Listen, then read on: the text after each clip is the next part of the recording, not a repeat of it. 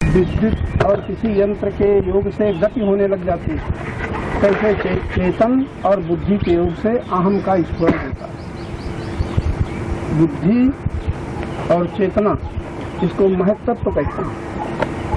महत्तत्व और चेतन के योग से अहम स्फुरण होता है। उस अहम स्फुरण में, अहम स्फुरण जब मन को पकड़ता है और मन इंद्रियों को पकड़ती है, इंद्रियां संसार को पकड़ती हैं, यही ऊपर से नीचे की ओर गति है।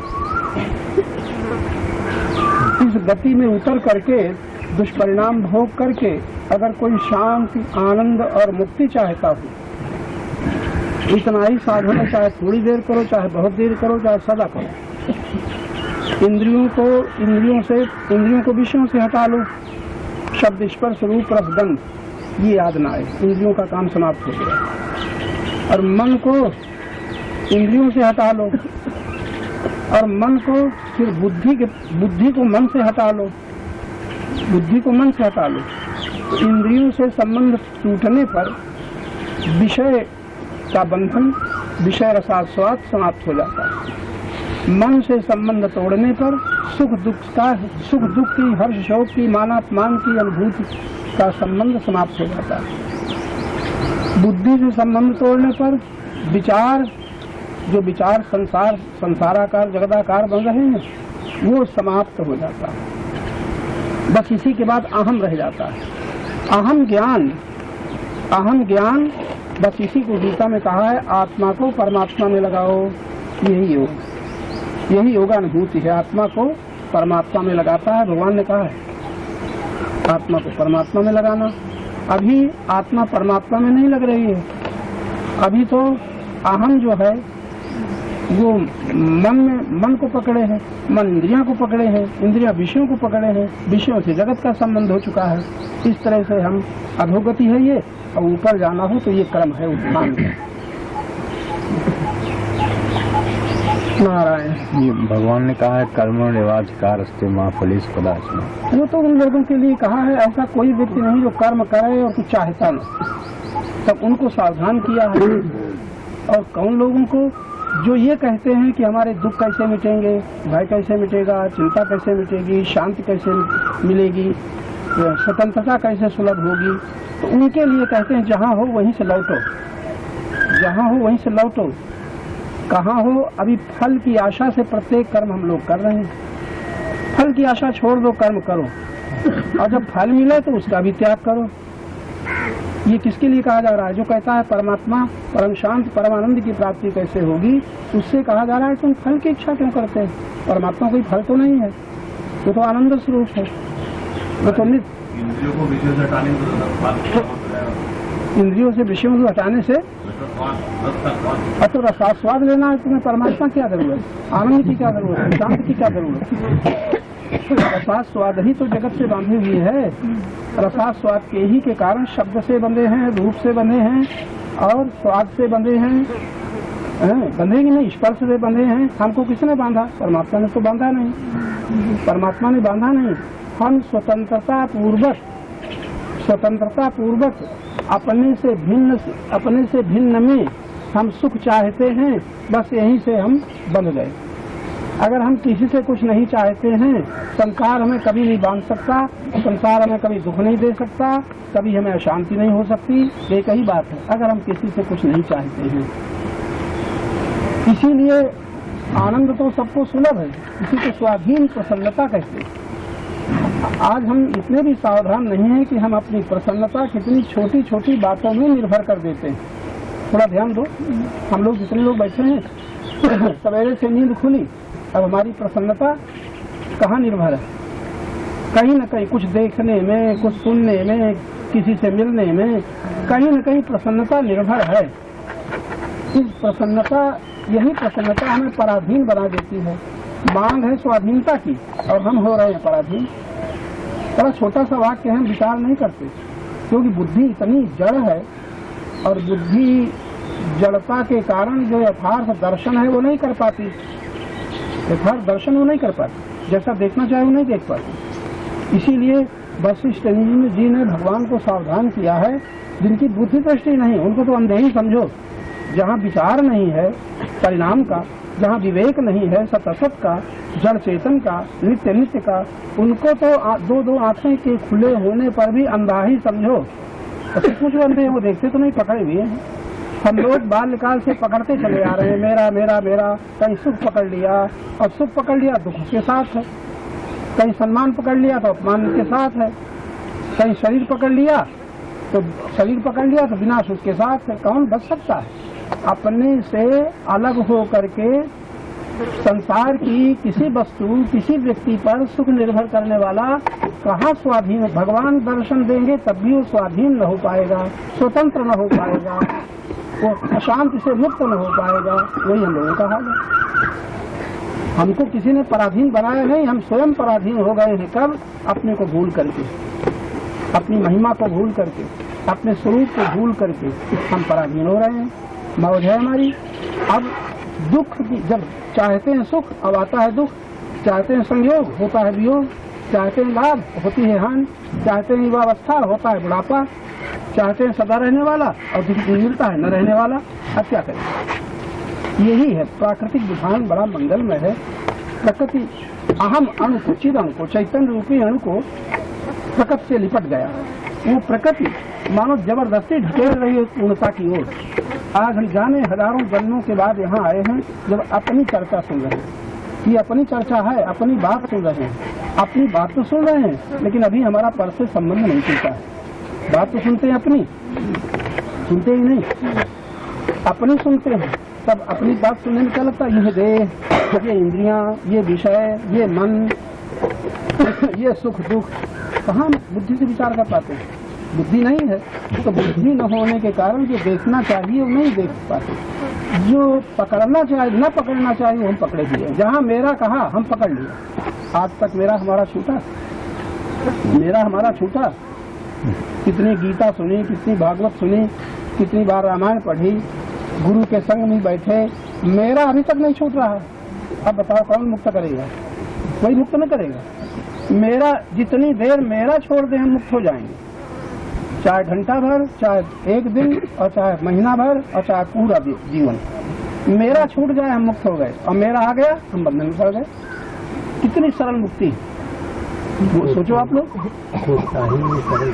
छूटता नहीं कि छोड़ते नहीं। कौन वस्तु तुम्हें पकड़े? तुम वस्तु को पकड़े हो कि वस्तु तुम्हें पकड़े है? तुम मेरा तन कहते हो कि तन भी कहता है हम तुम्हारे? तुम कपड़ों को मेरा कहते हो, कपड़े कहते हैं हम तुम्हारे? तुम मकान भून भवन को कहते हो कि मकान भून भवन कहते हैं हम तुम्हारे? कोई कहीं से आवाज आती है? एक बात तुम कह सकते हो कि पुत्र कहता है हम तुम्हारे पुत्र हैं। तो पुत्र जो कहता है वो भी तो नहीं जानता है, मेरे का उसे ज्ञान पता नहीं है। तो किस पत्नी कहती है हम तुम्हारी हैं? पत्नी से पूछो तुम हमारी किस बात पे हो? अपने देह को सामने रख रही है तुम्हारी है। तो जिस पत्नी का देह पर अधिकार न हो, जिस पति का देह पर अधिकार न हो, देह जो बदलती चली जा रही हो, उस देह को दिखा करके कोई पत्नी कहे पति से हम तुम्हारी हैं, और कोई पति कहे पत्नी से कि हम तुम्हारे हैं, महामूर्खता है। और दोनों भूले हुए एक दूसरे के झूठ पर विश्वास कर रहे हैं कि नहीं? कर रहे हैं कि नहीं? कहाँ से आवाज आई कि हम तुम्हारे? कहीं आवाज नहीं आती। आवाज तो आती है, लेकिन जिससे आवाज आती है वो खुद उसको पकड़े हुए है जो उसका नहीं है। ऐसा कि नहीं? तो छूटता नहीं कि छोड़ते नहीं? ये आसक्ति के कारण नहीं छूटते। अरे भाई मेरा कहा नहीं कि शक्ति हो गई, आसक्ति हो गई। मेरा कहा नहीं कि चाहे जितना हम ज्ञान की बातें सुने, भागवत गीता सुने, ये मेरा जब तक न छूटेगा तब तक ममेति परमं दुखम निर्ममेति परम सुखम। इसे बाहर कुछ नहीं त्याग करना। घर का त्यागी त्यागी न होगा, धन का त्यागी त्यागी न होगा, परिवार छोड़ करके हिमालय गुफा में जाने वाला भी त्यागी न होगा। त्यागी तो वही होगा जो अपना कुछ नहीं मानता, अपना कुछ। निर्ममो निरहंकारा। जब ममता न रहेगी तो अहंकार रहित हो जाएगा। बड़ा छोटा सा शब्द भगवान का है। ममता रहते अहं के आकार से हम रहित नहीं हो सकते।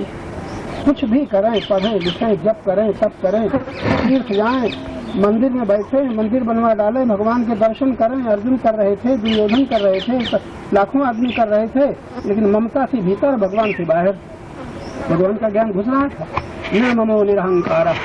जब ममता न रहेगी तब आकार समाप्त हो जाएंगे। कितना सरल उपाय है आकार समाप्त होने का, निरहंकार होने का। ममता मेरा कुछ न मानो। अभी अभी बैठो, अभी अभी यहाँ ठहरे हुए हो, इतना बड़ा शहर है, इतने मकान हैं, जहाँ मेरा नहीं मानते हो, कहीं आपका आकार है कि मेरी कोठी बड़ी अच्छी बनी, ये मेरा मंदिर जो जो ही कहता है, अगर वो ये मानता है कि ये मंदिर हमारा बनाया हुआ है, चाहे मंदिर दर्शन करने ना आवे, हजारों मील दूर रहता हो, वहाँ से भी बैठे बैठे सोच रहा है मेरा मंदिर हर द्वार में बना है, वो मेरा के कारण बंधा है। और यहाँ रहने वाला मेरा नहीं मानता है, वो मुक्त है। तो हमको बांधा किसने? मेरेपन ने। और मेरापन हम ही से उत्पन्न हुआ, उसी से हम बंधे। मेरा छूट जाए, बंधन से मुक्त हो गए। बंधन से इतना छोटी सी युक्ति है बंधन मुक्ति की, लेकिन मेरा छूटता नहीं, बंधन से मुक्त होते सकते नहीं, और कोई मुक्त कर सकता नहीं। परमात्मा के जो पदार्थ हैं वो मिलेंगे, छूटेंगे, वो तो छूटेंगे, उनको हम रख सकते नहीं। अभी देख रहे हैं कि रहेगा कुछ नहीं, और फिर भी मेरा मानते चले जा रहे हैं। पुत्र नहीं रहा, लोग कहते हैं हमारा पुत्र नहीं रहा, हमारी पत्नी नहीं रही, हमारे पति नहीं रहे। अब भी मेरापन नहीं छूटता, मेरे पति नहीं रहे, मेरी जमीन नहीं रही, मेरी जायदाद नहीं। कितना यानी अज्ञान है। अज्ञान की परिभाषा क्या है भाई, किसी को याद है? अज्ञान की सरल परिभाषा क्या है? ज्ञान ढक गया है, ज्ञान होना नहीं है। ज्ञान यहाँ आकर के आपको प्राप्त नहीं करना, तुम ज्ञान ही हो, लेकिन ज्ञान में तुमने जो मेरा मान लिया है उसी से ज्ञान ढक गया। कितनी सी सरल बात। अरे 10-15 मिनट 8 घंटा तो मुक्ति का आनंद ले लिया करो। जी, जिस समय मन शांत हो उस समय आत्मा को परमात्मा में कैसे लगाएगा? अरे बाबा, मन में जब कामनाएं नहीं हैं तब बचे तुम। अब तुम सोचो हम कौन हैं, पहले ये प्रश्न हल करो। हम क्या किस रूप में बचे?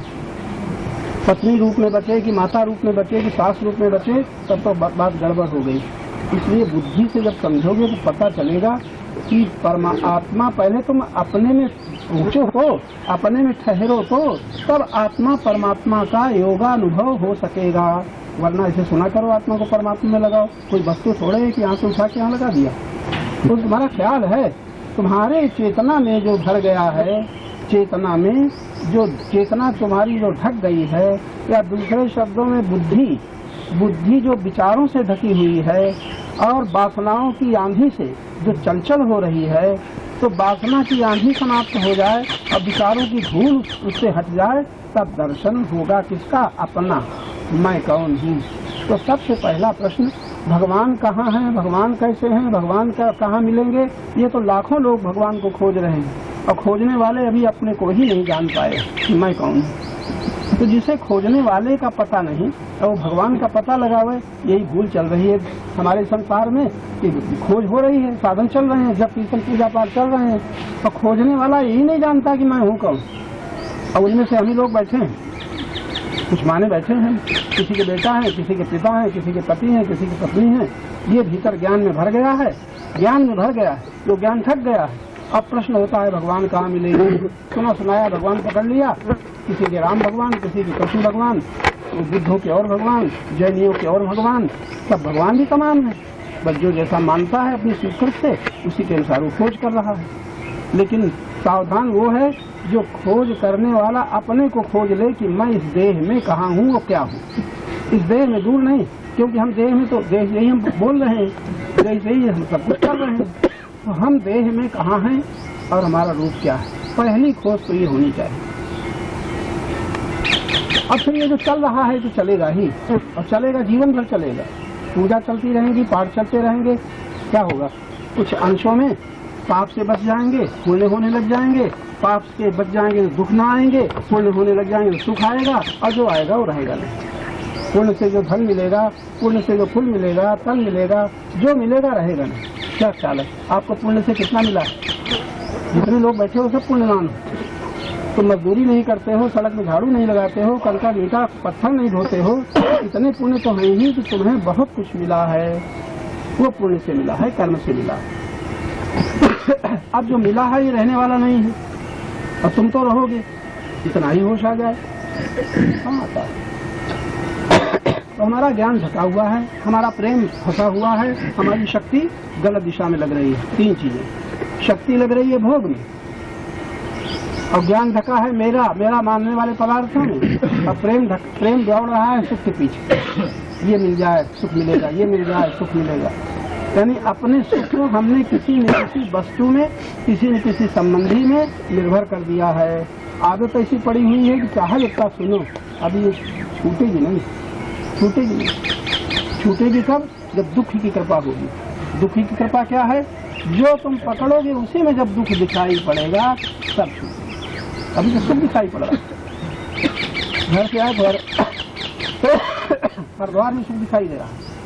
हरिद्वार में आए तो अपने महात्माओं के दर्शन में सुख दिखाई दे रहा है।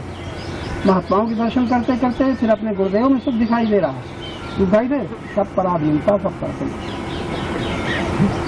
जब तक हम अपने से भिन्न में सुख की प्रतीति के पीछे दौड़ेंगे तब तक हम पराधीन हैं, हमारी प्रसन्नता पराधीन है। ये अपनी बात है।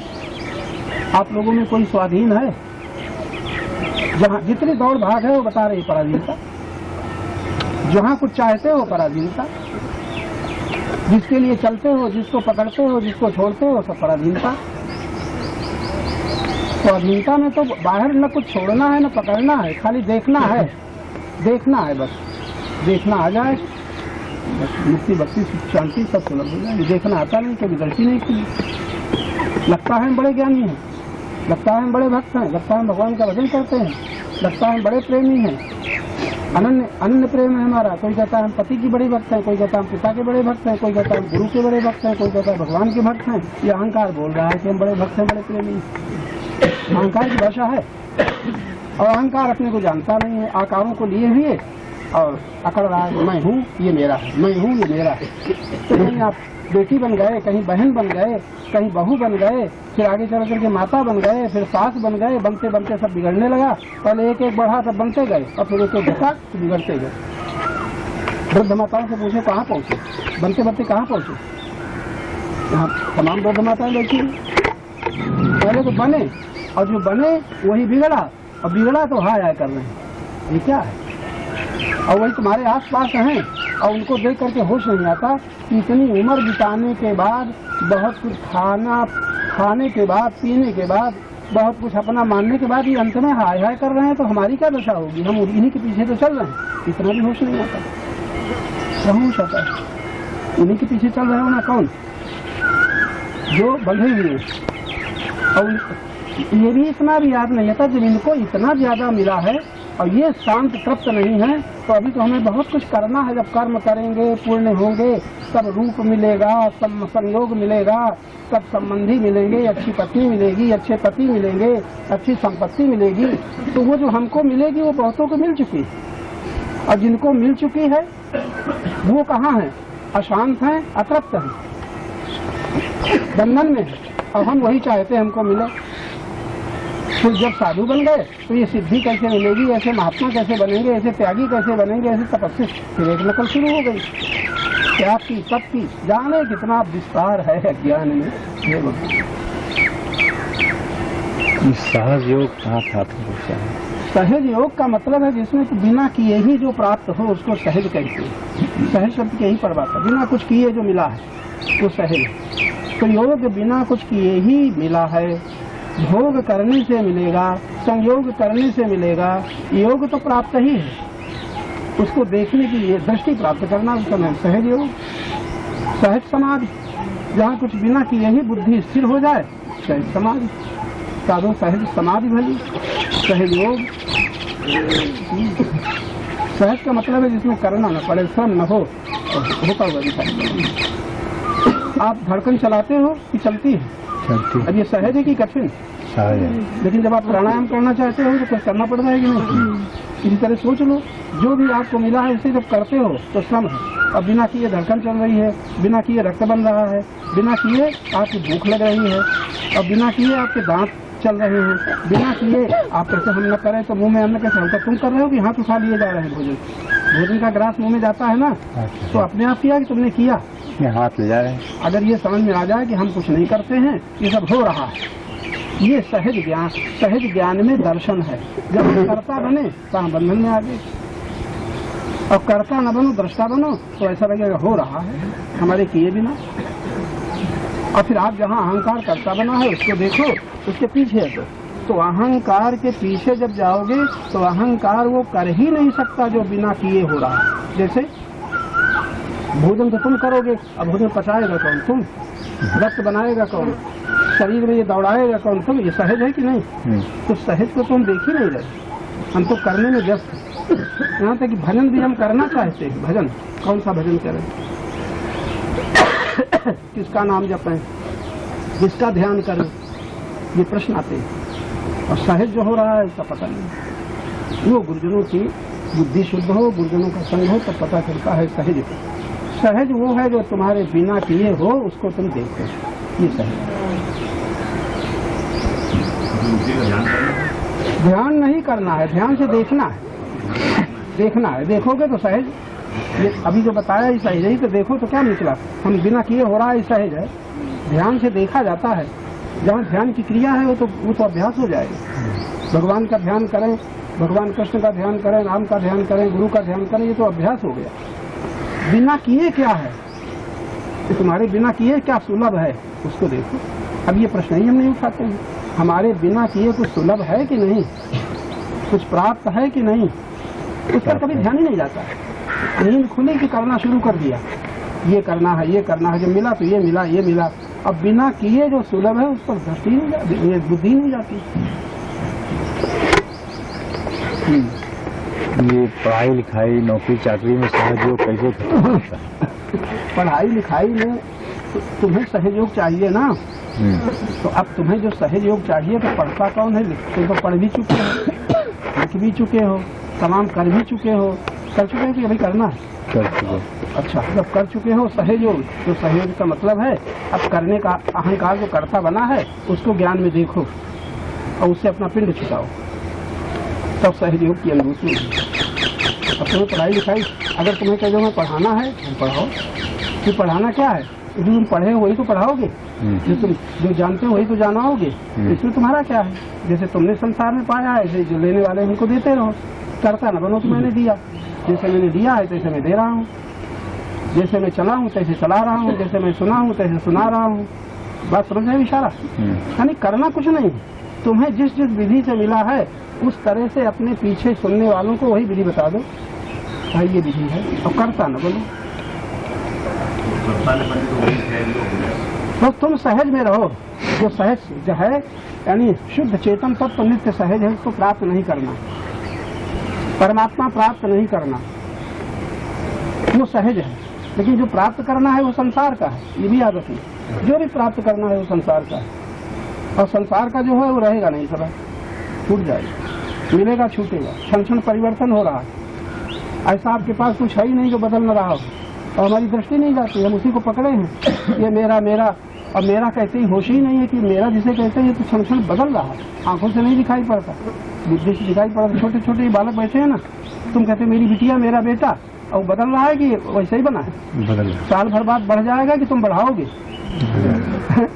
सब अपने आप हो रहा है, ध्यान से देखते ही बिना किए ही सब कुछ हो रहा है, तुम्हें करना भी नहीं पड़ रहा है। और जो करते हो सब गड़बड़, करता अहंकार है तो भोक्ता बनेगा। अब करता न बन करके दृष्टा बनो, तब भी होता रहेगा, तुम्हारे किए बिना होता रहेगा। धड़कन चलती रहेगी, सांस चलता रहेगा, मन जिसे मानता है वहाँ प्रयत्न करता रहे। कोई बुलवाए तो बोल दो, कोई सुनाए तो सुन लो, कोई तुम्हें बैठाए तो बैठ जाओ, तुमसे काम कराए शरीर से कर दो। करता न बनो, इसका हिस्सा है, मेरा है।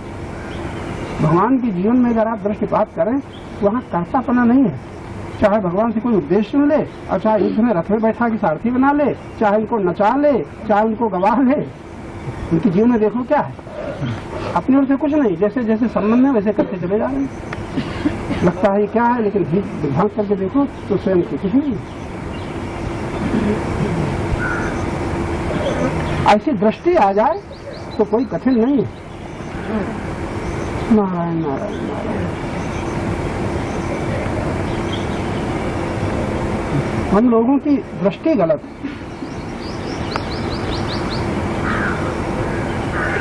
मन से अभी बुद्धि का विकास ही नहीं हुआ है, और जब तक बुद्धि का विकास न हो, दृष्टि, बाहर की दृष्टि तो आंख है, बाहर की दृष्टि ये आंख जानवरों की, पक्षियों की, पशुओं की बड़ी तेज है। इस आंख से हम क्या देख पाएंगे? जैसे गीध ऊपर चाहे इतना ऊंचे दिखे, गीध को मांस का टुकड़ा कहीं पड़ा होगा दिख जाएगा कि नहीं?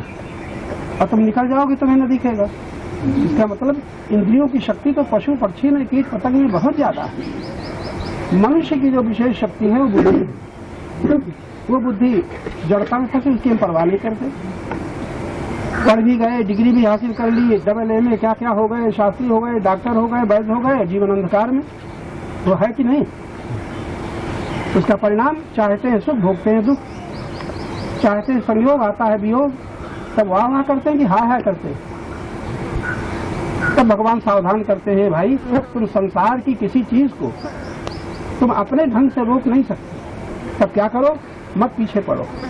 संयोग आता है आए, वियोग आता है आए, लाभ आता है आए। सुरक्षा की चिंता मत करो कि लाभ बना ही रहे, तुम्हारे बस की बात नहीं। जवानी बनी रहे तुम्हारे बस की बात है। पति पत्नी माता पिता ऐसे ही बने रहे, किसी के बस की बात है। चाहे जितना धन हो, चाहे जितनी शक्ति हो, चाहे जितनी लंबी आयु हो। आज तक कोई देखा कि संसार की किसी संसार से मिले हुए पदार्थों को कोई सुरक्षित रख सका? कोई प्रमाण दोगे? बड़े बड़े संत आए, संत कबीर, संत नानक, संत तुलसीदास, सूरदास, भगवान कृष्ण, राम, सब आए इस धरती पर और अपना संदेश देके चले गए कि हैं? और उनका जो ज्ञान है वो है कि वो भी चला गया। अब तुम्हारी बुद्धि उस ज्ञान में देख रही है कि पकड़ रही है? अब भी गीता पढ़ते हैं, पकड़े बैठे हैं मेरा मेरा। रामायण पढ़ते हैं, पकड़े बैठे हैं मेरा मेरा। रामायण की बात कोई नहीं मानता और रामायण मानने वाले लाखों। गीता पढ़ने वाले लाखों, गीता की बात निर्ममो निरहंकारा सम दुख सुखाक्षमी, कौन पकड़ता है? और पकड़े तो कौन रोकने वाला है? सुरक्षित रहेगा कि नहीं? दुख मिट जाएंगे कि नहीं? गुरु ग्रंथ साहब पढ़ने वाले लाखों, गुरु ग्रंथ साहब की बात कौन मानते हैं? कितनी हत्याएं, कितनी लड़ाइयां हो रही है, कोई धर्म है? मानते चले जा रहे हैं, जानने की कोशिश नहीं कर रहे हैं। तो परिणाम क्या है? प्राकृतिक विधान से दंड भोगना पड़ेगा, सबको दुख भोगने पड़ेंगे, क्योंकि हम चाहते हैं सुख, अब भोगेंगे दुख। ये सबके साथ चल रहा है कि भाई आपको अब तो दुख ना आएगा कभी। आप लोग इसमें बैठे हो, धनी हो, पदाधिकारी हो, सब कुछ तुम्हारे पास तुम्हारे पुण्य से मिला है, अब दुख तो ना आने दोगे तो हमारे पास हमारे संबंध में ही दुखी हो जाओगे, तुम्हारे मन के प्रतिकूल होगा। हमसे संबंधित अभी परिवार दूर है, अभी हम हैं, शायद दिन में हमारे ही प्रतिकूल, हम ही से दुखी हो जाओगे। कब? जब तुम्हारे मन की कुछ प्रतिकूल होगा तब। अब बताओ, ये दुख किसने दिया? हमने दिया कि तुमने मान लिया? यानी इतनी बात कई बार कही चुकी है, सुख सत्य नहीं है, माना हुआ है और तुम मानते ही चले जा रहे हो। दुख है नहीं, तुमने मान लिया है और दुख से बचने के लिए लाखों उपाय कर रहे हो। सब व्यर्थ है कि अनर्थ है कि सत्य? इतना सुनने के बाद हमारी क्या चेष्टा है? सुख बना रहे, दुख कभी ना आवे। कोई सफल हो सका संसार में? कोई प्रमाण दो। दुख कभी ना आवे, उसी के सामने दुख नहीं आया जिसने सुख की चाह का त्याग कर दिया। जो हो गया इतना ही। जिसने सुख की चाह का त्याग कर दिया उसके सामने दुख नहीं आया। आप लोगों में तो शायद सभी अब सुख न चाहोगे। क्या ख्याल है आप लोगों? अरे भाई कोई तो हाथ उठा दो, अब तो सुख न चाहोगे। बच के निकल जाओगे तब जब सुख न चाहोगे। हाँ तो बड़ी अच्छी स्थिति है। अब सुख न चाहोगे कब? जब अपने को जान लोगे कि मैं स्वयं आनंद स्वरूप हूँ, मैं परमात्मा में हूँ और ये सब परमात्मा का है। जब बेईमानी छोड़ दोगे, बेईमानी क्या है? परमात्मा का, मान लिया मेरा, मान लिया कि नहीं? परमात्मा से मिला है, तुमने कुछ बनाया है। पुत्र का शरीर, की पति का शरीर, की पत्नी का शरीर, मकान बनाया है। अरे भाई कितनी पहले तो साधारण है, जाने कितने बड़े मकान, बड़ी कोठियां और मिल, जाने क्या क्या बना लिए, बनाया नहीं जी? अच्छा, अपना मत यही है। सही बात। और घर जाते होगे और कोई मेहमान आता होगा, जरा सफाई कर लो, कोई देखे तो ऐसा गंदा न पड़ा रहे, कहीं कैसे रही आदमी। नियत होगी कि नहीं? अच्छा तो ये बढ़िया बात है, ये बहुत ईमानदारी है। यानी कोई गंदगी न हो, कालीन ठीक बिछा हो, 2-2, 4-4 हजार कालीनों में लगा दिए लोग। ऐसा न समझे कि वैसे, यानी किसी के त्याग की नकल नहीं करते, किसी के तप की नकल नहीं करते, किसी के ज्ञान की नकल नहीं करते, किसी की सहनशीलता की नकल ये देवियां नहीं करती, नम्रता की नकल ये नहीं करती। साड़ी की नकल जरूर करेंगी, अंगूठी की नकल जरूर करेगी, फैशन की नकल जरूर करेगी, शरीर संबंधी नकल सब करेंगे, और जिससे जो हमें जो सत्य है, शांति है, आनंद की दिशा है, उसकी कोई परवाह नहीं। ये सत्संग है। हम सब लोग सत्संग सुन रहे हैं, अब करोगे क्या? अब कर रहे हो क्या? असत असत की दिशा में जो ले जाता है वही हो रहा है। ऐसा गड़बड़ है। इसका मतलब हम नहीं कहते तुम छोड़ दो कुछ। हमारे कहने का मतलब ये न कि तुम्हारी तरह बाबा बन जाए, एक लंगोटी लगा लें और एक चद्दर ओढ़ लें, बस हो गया। हम ये नहीं कहते, करो सब, लेकिन सावधान तो रहो। अपने लिए न करो, दूसरों के लिए करो। एक पत्नी अपने लिए श्रृंगार की इच्छा न करे, लेकिन पति के लिए श्रृंगार करे, पति के लिए शरीर को ठीक रखे, पति के साथ चले, पति के मित्र हैं उसको कहीं बेहुदा न कह दे, इसकी परवाह करे। पति श्रृंगार करे किसके लिए? जो श्रृंगार से खुश होता है उसके लिए करे। अपने लिए कुछ न चाहे वो त्यागी।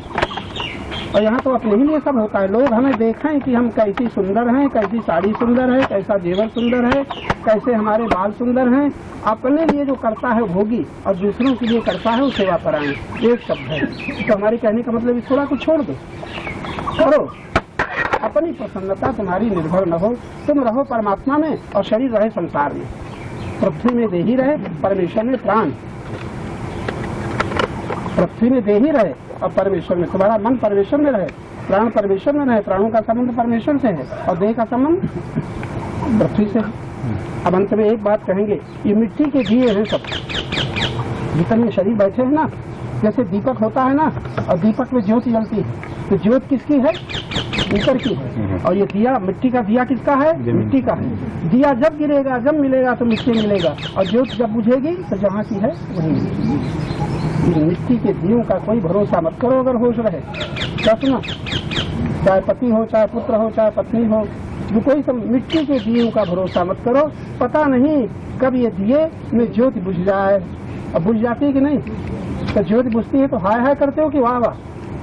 क्या ख्याल है? अब तो न करोगे। ज्योति तुम्हारी नहीं, दिया मिट्टी का, मिट्टी में मिल गया, तुम्हारा क्या है? अब तुम ज्योत स्वयं हो कि मिट्टी के दिया हो? अभी प्रश्न और हल कर लेना। तुम परमात्मा की ज्योत, चैतन्य ज्योति हो कि मिट्टी के ये ढांचा हो, हड्डी मांस हो? तुम परमात्मा के हो कि धरती के हो? परमात्मा। और देह यहाँ धरती की है कि परमात्मा की? तुम परमात्मा की चैतन्य ज्योति हो। तुम तो परमात्मा में ही रहोगे, चाहे प्रकाशित हो चाहे बुझ जाओ। फिर इन देहों में, फिर इन देहों में, जैसे फिर मिट्टी की दियों में ज्योत जलती रहेगी कि नहीं? हजारों बार जलेगी ज्योत तो बुझेगी, लाखों बार जलेगी बुझेगी। मिट्टी की दिया मिट्टी में रहेंगे, ज्योत परमात्मा से प्रकाशित होगी, फिर मिल जाएगी, फिर प्रकाशित होगी। तो आज से याद रहेगा हम परमात्मा की चैतन्य ज्योति है, अब ये मिट्टी के दिए हैं। इतना ही याद रह जाए तो हाय हाय बंद हो जाए। लेकिन आप बड़े जिद्दी हो, हाथ जोड़ोगे, फूल माला पहनाओगे, भिलवा पूरी खिलाओगे, दक्षिणा दोगे, अब बात किसकी मानोगे? ज्ञान की कि अपने मन अज्ञान की? ये सब लीला चल रही हो। कहते हम कथा सुन रहे हैं, कहते हम सत्संग कर रहे हैं, कहते हम बड़े गुरु के भक्त हैं, हम गुरु की फोटो ले रहे हैं और गुरु रामायण का पाठ कर रहे हैं, गीता का पाठ कर रहे हैं, गुरु ग्रंथ साहब का पाठ कर रहे हैं। हमारे सरदार साहब जानते होंगे, पता नहीं कौन मत के हैं, कितनी हत्याएं हो गई भैया। गुरु ग्रंथ साहब में लिखा है कहीं? जी लिखा तो नहीं। क्या बात है, क्या अंधेर है, ये सब अज्ञान की लीला चल रही है। ओह अच्छा भाई, समय हो चुका है।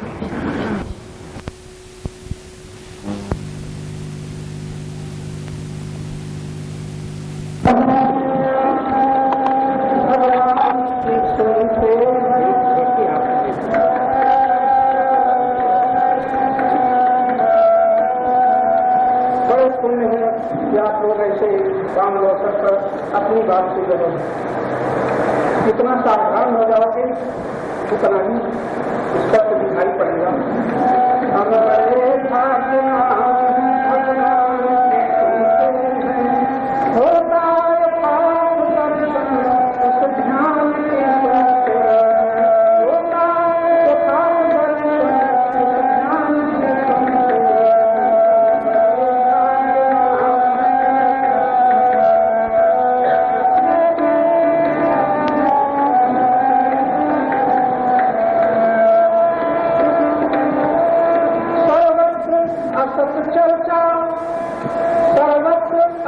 चर्चा सुनने को मिला करती अगर इस प्रपंचियों से यह भरी हुई धरती, यह भरी हुई धरती प्रभु की कृपा से आज आत्मज्ञान की सुनते हैं। प्रभु की कृपा से आज आत्मज्ञान की सुनते हैं। हम बड़े भाग्यवान हैं। अंतिम शब्द कितने स्मरणीय जो भगवान ने अभी अभी कहा और आपने सुना। अंतिम बात आत्मा परम सत्य है और वो आप ही है। ये बात अगर बैठ जाए इस समय तो फिर कहीं मुक्ति न मांगनी पड़ेगी, कहीं भक्ति न मांगनी पड़ेगी, कहीं शांति के लिए न दौड़ना पड़ेगा। हम बड़े भाग्यवान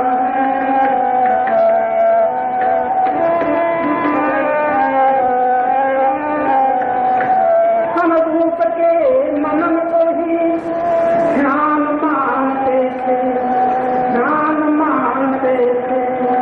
ग्रंथों के अध्ययन को ही ज्ञान मानते थे, हम ज्ञान मानते थे। पर ये है जानकारी, ये ज्ञान नहीं है, पर ये है जानकारी विद्वान की सुनते हैं। हम बड़े भाग्यवान हैं, भगवान की सुनते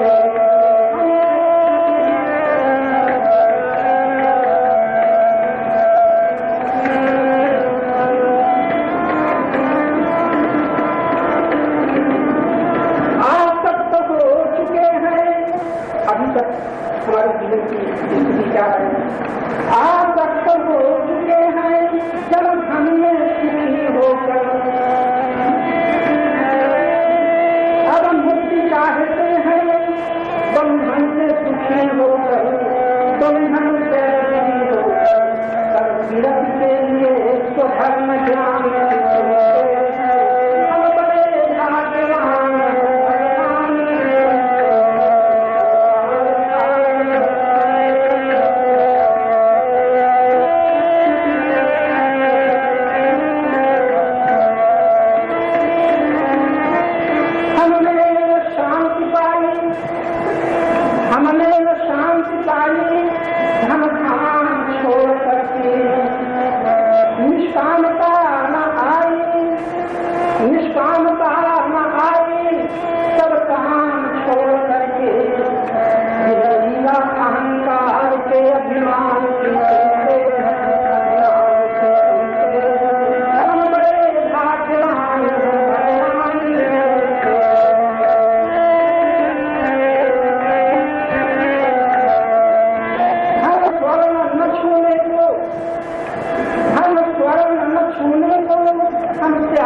समझते थे, कितनी ध्यान से हम प्यार समझते थे।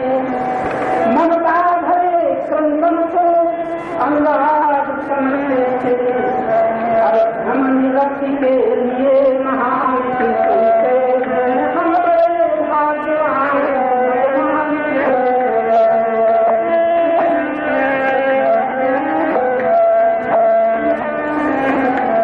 जब बुद्धि विमोक्त है आपकी दशा क्या है। जगत बुद्धि विमोक्त है, मन के पीछे मन भाग रहा है, विषय के पीछे इंद्रियां, इंद्रियों के पीछे मन के पीछे बुद्धि के पीछे अहंकार। यही है सत्य रूपता। जहां से विमुक्त हो गए, कहाँ परमात्मा में हम हैं वहीं से विमुक्त हो। लौट पड़े तो अभिमुख हो गए। इतना सरल है जब लौट पड़े कहाँ अपने में आ जाए और अपने में आते ही सत्य की अनुभूत, परमात्मा की अनुभूत इतनी सुख सरल है कि कल का कहीं पता तक न चले।